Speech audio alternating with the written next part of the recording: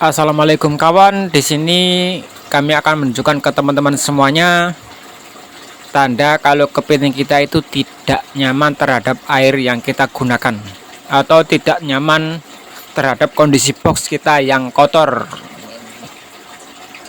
Nah, biasanya kalau kepiting itu tidak nyaman dengan air yang kita gunakan akan mengeluarkan banyak buih kawan-kawan seperti ini. Nah, kalau kepiting kita mengeluarkan banyak buih seperti ini, itu tandanya dia itu tidak nyaman dengan kondisi air kawan. Dan ini bisa sangat berbahaya sekali, karena kepiting kita itu lama-lama bisa lemes karena mungkin keracunan akibat mungkin kondisi air yang di dalam box itu bau atau kotor kawan. Biasanya kepitingnya itu mengeluarkan banyak buih. Nah, untuk mengatasinya kita bisa bersihkan boxnya. Kita bisa bersihkan boxnya, lalu keluarkan kepitingnya, kita taruh di air yang masih segar, masih baru ambil di kali kawan. Untuk diterapi supaya kepiting kita kembali sehat. Dan kondisi seperti ini juga bisa berdampak apabila kepiting kita itu tidak nyaman terhadap salinitasi air kita. Misalnya teman-teman menggunakan air tawar yang dikasih garam. Nah, itu biasanya kalau kandungan garamnya tidak cocok, maka biasanya kepiting juga itu mengeluarkan buih, banyak buih seperti ini. Nah, kalau mulutnya sudah banyak mengeluarkan buih, itu tandanya kepitingnya tidak nyaman. Tapi di sini di tempat kita itu hanya kondisi boxnya yang bermasalah kawan. Hanya kondisi boxnya bermasalah, karena yang lainnya juga aman-aman saja. Ini mungkin kita telat membersihkan kawan, jadi banyak mengeluarkan buih. Nanti kita bersihkan dan kita karantina dulu supaya untuk menghindari kematian kawan. Karena dulu saya pernah begini ya, dalam kondisi seperti ini tak biarkan saja, tapi lama-lama kepitingnya itu lemas dan mati karena mungkin keracunan amonia kawan. Nih, kalau yang lain ini baik-baik saja, berarti hanya kondisi dalam box yang 2 box tadi kawan.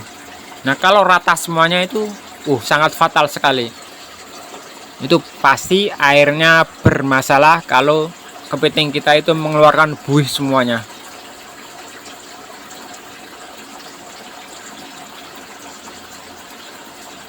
Ini karena cuma 2 ya, jadi kita bersihkan saja untuk 2 box ini. Kita bersihkan mumpung belum terlambat. Ini kepitingnya masih segar ya, masih belum lemes karena cepat kita tangani.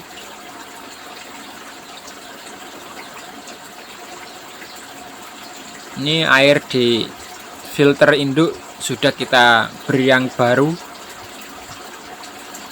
jadi mudah-mudahan masih sehat kembali, karena kelihatannya juga masih baik-baik saja karena belum terlambat ya. Ini karena masih pagi sekali kita cek. Ini kawan, pentingnya kita selalu mengontrol kepiting kita. Nah, perbedaan kalau kita itu memelihara dalam sistem koloni, misalnya pakai kolam gitu kawan. Nah, kalau sistem pakai kolam itu kita itu pertama susah ngontrolnya kawan,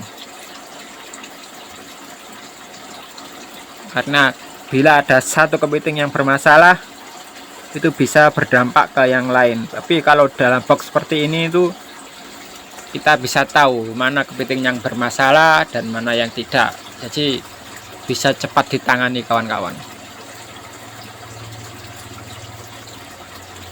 Dan untuk pemulihan air itu lebih cepat kawan, dibandingkan dengan pakai sistem kolam yang koloni langsung tebar campur gitu. Dan menurut yang kita lakukan, biasanya kalau campur gitu sistem kolam itu rawan kanibal kawan, rawan kanibal yang pertama. Yang kedua, dari kebersihan air itu kurang, karena kepiting itu hewan yang lumayan manja ya kawan, karena harus minta air yang benar-benar bersih dan steril. Nah, kalau sistem koloni itu otomatis amonia itu campur aduk sama yang lain, jadi mudah stres dan mudah keracunan. Ya mungkin ada teman-teman di sana yang bisa berhasil dalam sistem koloni, misalnya di kolam dilepas semuanya, dicampur dari satu gitu.